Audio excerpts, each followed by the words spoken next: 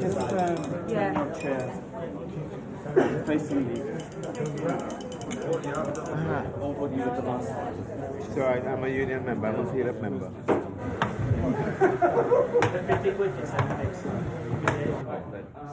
Anyway, okay. Steve, this chair here.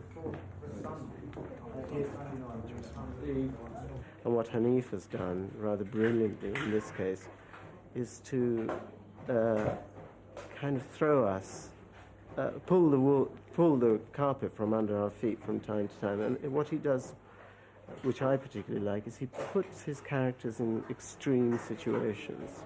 So it's not that Pervez falls in love with the woman next door, but he falls in love with a prostitute, and the implications of that are extremely serious for absolutely anyone, but particularly for someone from the Pakistani community, where it's just not on to do things like that.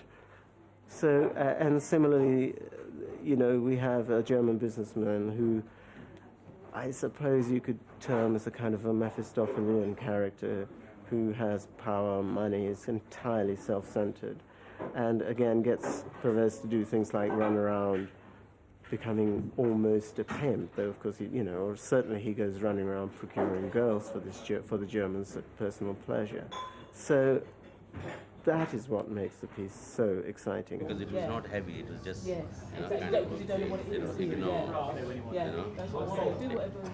He can bear everything up to a certain level. Whether it is in terms of people being impatient with him or his, his individuality or his being alien. So he will digest that to a point. But when it comes to absolute self-respect, then he stands up. 90, take 2.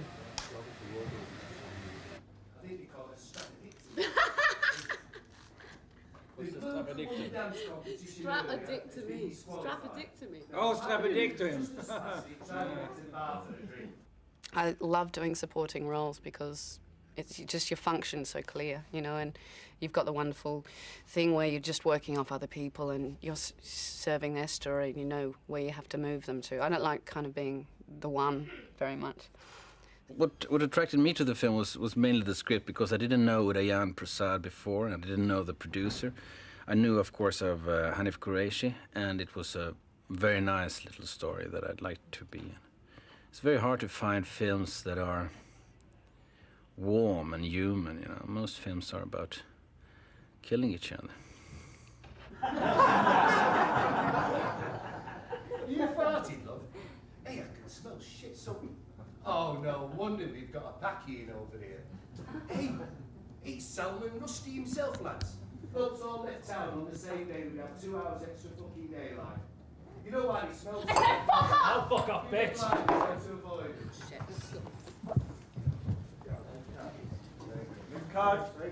I think I'll only upset those people who are possibly don't want to see the truth portrayed on the screen. By that I don't mean this film is a reflection of reality or real life, but it has its own reality and it has its own truth.